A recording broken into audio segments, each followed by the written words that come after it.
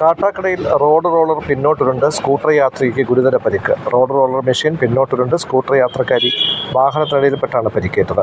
അന്തിയൂർക്കോണം പാലത്തിന് സമീപമാണ് സംഭവം. ഗുരുതരമായി പരിക്കേറ്റവരെ മെഡിക്കൽ കോളേജ് ആശുപത്രിയിൽ പ്രവേശിപ്പിച്ചു. നാട്ടുകാർ ചേർന്ന് വണ്ടിയുടെ അടിയിൽ നിന്നാണ് ഇവരെ പുറത്തെടുത്തത്. വൈകുന്നേരം 7 മണിയോടെയാണ് സംഭവം.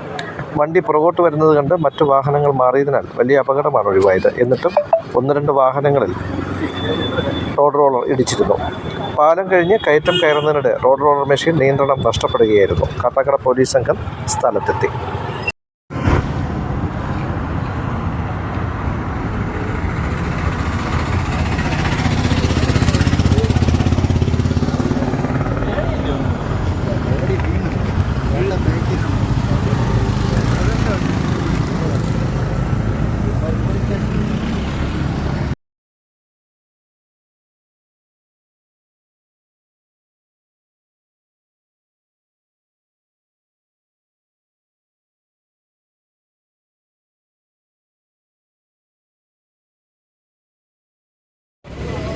അപ്പോൾ എടുത്ത് കൊടുക്കാൻ പറഞ്ഞു.